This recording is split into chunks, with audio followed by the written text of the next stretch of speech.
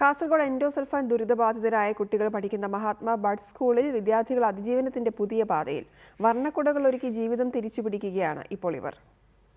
Endosulfan ദുരന്തത്തിന്റെ ഇരകളായി പാർശ്വവൽക്കരിക്കപ്പെട്ട ദുരിതബാധിതർ ഒടുവിൽ അതിജീവനത്തിന്റെ പുതിയ പാതയിലേക്ക്.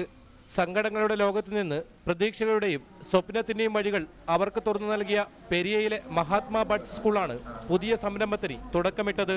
എൻഡോസൾഫാൻ വിക്ടിംസ് ആയതുകൊണ്ട് തന്നെ അവരെ വീട്ടിൽ തനിച്ചാക്കിയിട്ട് മറ്റൊരു ജോലി തേടി പോവുക എന്നത് മാതാപിതാക്കളെ സംബന്ധിച്ചിടത്തോളം വളരെ ബുദ്ധിമുട്ടുള്ള കാര്യമാണ്.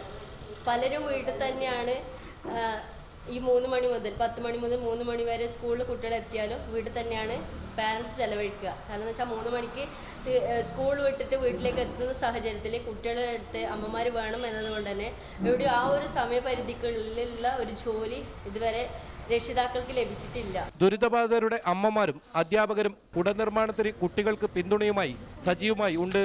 ഇവിടുത്തെ വിദ്യാർത്ഥികളായ ഷെരീഫ്, ആനന്ദ്, കൃഷ്ണേന്ദു, പ്രശാന്ത് എന്നിവരാണ് കുടനിർമ്മാണ യൂണിറ്റിന് ചുക്കാൻ പിടിക്കുന്നത്. കുട്ടികൾ നിർമ്മിച്ച ആദ്യ കുടകൾ വാങ്ങാൻ പുല്ലൂർ പെരിയ പഞ്ചായത്ത് ഭരണസമിതി അംഗങ്ങൾ സ്വയം സന്നദ്ധരായി രംഗത്ത് വന്നു. ദിനേശിനോടൊപ്പം റിപ്പോർട്ടർ, കാസർഗോഡ്.